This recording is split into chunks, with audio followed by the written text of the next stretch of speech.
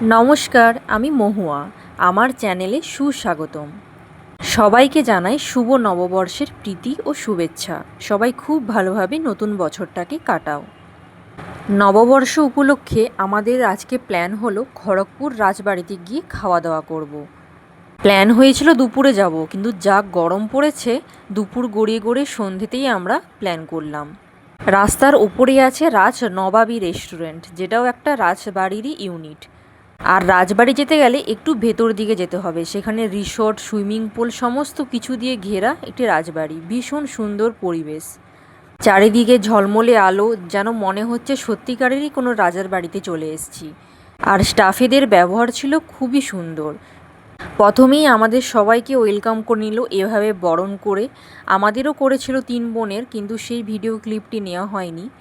ওয়েলকামের পরেই আমাদের একটি টেবিল অ্যালট করে দেওয়া হলো, সেখানেই আমরা বসে গেলাম। আর দেখো, প্রত্যেকটা চেয়ার, প্রত্যেকটা সোফা কি রয়্যাল। দেওয়ালের প্রত্যেকটা কর্নারে কর্নারে কত যত্ন সহকারে সাজানো হয়েছে। এই যে আমাদের ওয়েলকাম ড্রিঙ্কস চলে এলো সবার জন্যই। রাজবাড়িতে এসে একটা জিনিস লক্ষ্য করলাম, এখানকার প্রত্যেকটা স্টাফেরই মাথায় ক্যাপ আর হাতে গ্লাভস পরে আছে।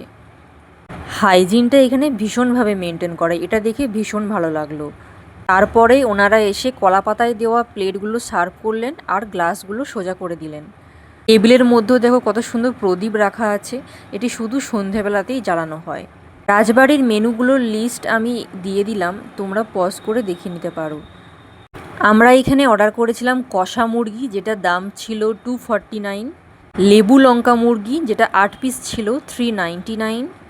বাসন্তী পোলাও 2 প্লেট নিয়েছিলাম, যেটা 249 করে পড়েছিল।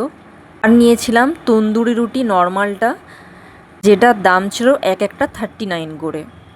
এদের সার্ভিং সিস্টেমটাও ভীষণ সুন্দর ছিল। খাবার অর্ডার করার পরেও আমাদের বেশিক্ষণ বসে থাকতে হয়নি। তন্দুরি রুটিটা যদিও খুব একটা খেতে ভালো লাগেনি, পরে মনে হয়েছিল বাটার তন্দুরি রুটিটা নিলেই হয়তো ভালো হতো।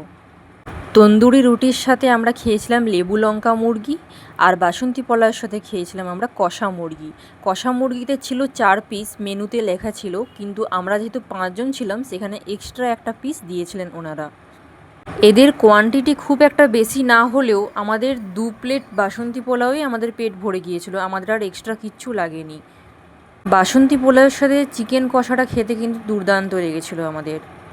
তারপরেই ডেজার্টে নিয়েছিলাম কেশর ফিরনি, যেটাও ছিল মারাত্মক টেস্ট। আমরা রাজবাড়িতে গিয়েছিলাম তখন বাজে 6:30, 6:45 এরকম। তখন ছিল ফাঁকা ফাঁকা, আর এখন বাজে 8টা। এখন বিশাল ভিড় হয়ে গেছে।